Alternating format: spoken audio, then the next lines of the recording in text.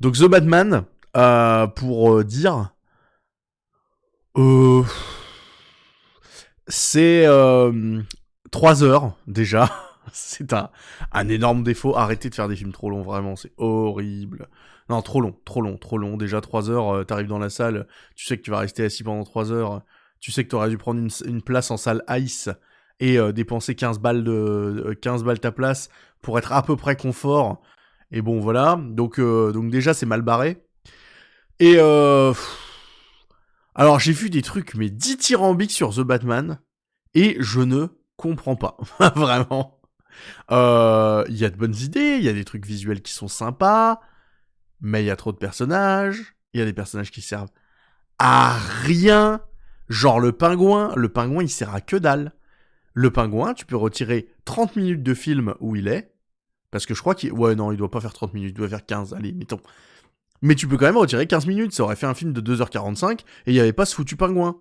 Donc ça ne sert à rien. C'est un personnage qui ne sert à rien du tout. Puis alors pour le coup, moi j'aime pas les films Batman de Tim Burton, tu vois.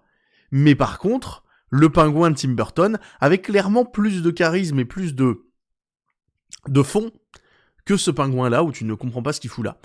Je trouve que Catwoman fait doublon avec le Gordon. Je trouve que ça servait à rien d'introduire le Joker. Genre vraiment, quel intérêt, en fait? Quel intérêt de faire ça? Il y a plein de trucs comme ça que je trouve nuls.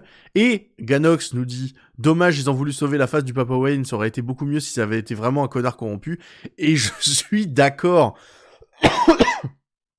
Idée hyper intéressante. Pendant un moment, tu crois que Thomas Wayne, le père de Bruce Wayne, a fait tuer quelqu'un. Et que en fait c'était un pourri qui voulait être à la mairie et que en fait il était prêt à tout pour ça, tu vois. Et c'était une idée brillante parce que du coup ça aurait peut-être fait se poser des questions sur Bruce Wayne et sur Batman, sur quel est son rôle et tout ça, sur la philanthropie aussi parce que pendant tout le film t'as une histoire de projet où en gros l'idée c'était que les milliardaires soient suffisamment philanthropes avec les pauvres pour que ça fasse battre l'insécurité. Voilà, et finalement tout ça c'est jeté à la poubelle, et en gros c'est juste une théorie du complot, voilà, non mais le film part dans un truc comme ça. C'est un peu débile, c'est vraiment, c'est dommage, encore une fois, une idée un peu jetée par la fenêtre. Il y avait une autre idée qui était intéressante, c'est que, à un moment il y a un dialogue, que je me disais, ah peut-être que ça va aller dans cette direction-là, quel plaisir. Et donc t'as un dialogue entre Batman et Catwoman, et Batman parle de ouais, moi mon but c'est de casser l'insécurité, machin, je suis la vengeance, machin. Bref. Et t'as Catwoman qui lui dit, qui lui répond ouais non mais de toute façon faut s'attaquer, certes faut s'attaquer aux méchants criminels, mais faut aussi s'attaquer aux gros riches là qui foutent rien, machin. Tu vois, discours un peu intéressant et tout. Et à Bruce Wayne et tout. Et du coup t'as Batman qui fait bah pourquoi faut s'attaquer à Bruce Wayne? Et là t'as Catwoman qui fait mais parce que c'est un connard, le type il profite dans son château pendant qu'il y en a qui crèvent de faim. Et tu vois le discours est intéressant et en fait ça s'arrête là. Y a rien de plus. C'est tellement dommage. Euh, Comme d'hab en fait, il y a une volonté de faire en sorte que Batman soit un gentil, alors qu'en vrai Batman c'est celui qui part en vrille dans la moitié des comics dans lesquels il est. De ce que j'ai compris, hein, de ce que j'ai compris. Vraiment, enfin, je trouve que, ouais, il y a un truc qui va pas avec Batman. Hein. Il y a un truc qui va pas avec Batman. Hein. Vraiment, vraiment. Le personnage de Batman, il y a des moyens de le faire autrement. Et puis alors, du coup, en plus, le problème de Batman, c'est qu'il souffre encore de la comparaison. La comparaison avec les films de Nolan, la comparaison avec les films de Snyder, et des autres, hein, mais que ce soit Nolan ou Snyder, Batman, c'était mieux avant. Hein. Là, je sais pas, enfin, Pattinson, je trouve pas que ce soit un mauvais acteur, mais là, clairement, bah, il est pas spécialement bon. Je pense que le personnage est pas spécialement bien écrit de toute façon. Donc, forcément, bah, vu que c'est un peu une coquille vide, c'est compliqué d'habiter quelque chose comme ça. Il y a un seul moment où j'ai trouvé ça, où j'ai trouvé un peu émouvant, c'est un moment Batman avec, enfin, Batman, Bruce Wayne avec, comment, avec Alfred, où il y a une histoire de mais en fait c'est une personne à qui je tiens machin. Ça c'est intéressant, tu vois, c'est un truc qu'on a assez peu vu en fait, l'attachement entre Alfred et Bruce Wayne, c'est quelque chose qui est plutôt un peu sneaky dans les Batman en général. Là c'était pas mal, il y avait un truc un peu plus en phase. Mais le reste du temps, c'est fade, hein, c'est plat, hein, c'est très très plat. Hein. Et du coup, ouais, quand c'est plat pendant 3 heures, en plus, c'est très très compliqué.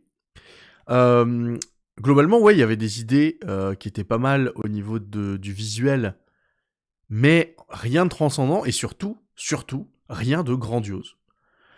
Il y a des scènes qui auraient pu être grandioses, je pense, la musique était chouette. Alors, j'ai un truc à dire sur la musique, on en parlera après. Et ça fait voir le film un peu autrement.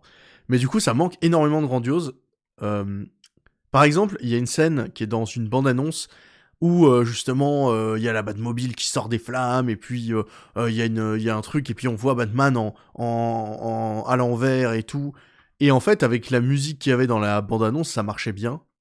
Et là, c'était plat, quoi. C'était plat. Et il y a énormément de scènes comme ça qui sont extrêmement plates. Donc c'est un peu dommage. Et la musique.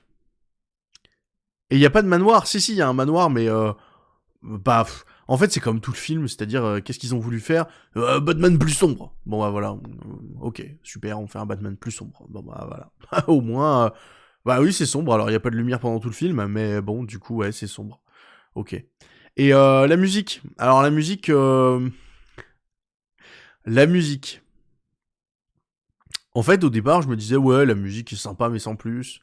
Et puis, il y a quelqu'un avec qui je suis allé au cinéma, en sortant de la séance, qui m'a dit, mais en fait, il y a un truc qui pose problème, c'est que la musique, et attention, ça va transfigurer votre visionnage du film, si vous l'avez vu, la musique principale de ce Batman, c'est le thème de la marche impériale où tu retires 3 notes. Et je vous assure que c'est vrai. C'est-à-dire que vraiment, ça ressemble énormément au thème de la marche impériale où tu retires 3 notes, la marche impériale de Star Wars, où tu retires 3 notes, et t'as le thème de Batman. Et c'est quand même terrible. C'est quand même terrible, parce que du coup, la musique de Batman, c'est tan, tan, tan, tan, tan, tan, tan, et la marche impériale, ça fait tan, tan, tan, tan, tan, tan, tan, tan. Et du coup, c'est quasiment la même musique, quoi. Vraiment, c'est assez ouf. Donc, il y a plein de trucs qui vont pas dans ce film. Je regrette pas de l'avoir vu, parce que bon, à chaque fois, un Batman, ça fait quand même plaisir qu'il y en ait. Mais là, pour le coup, c'est vraiment pas le meilleur que j'ai vu. Par contre, c'est clairement le meilleur homme mystère. Alors que, bon, quand même, il passe derrière Jim Carrey, mais c'est clairement un des plus mauvais rôles de Jim Carrey de sa carrière, l'homme mystère dans le Batman de 95, Batman Forever, qui est enfin, bref. Je vais pas en parler, je vais m'énerver. Donc, il y a l'homme mystère qui est pas trop mal, mais, voilà, c'est un méchant.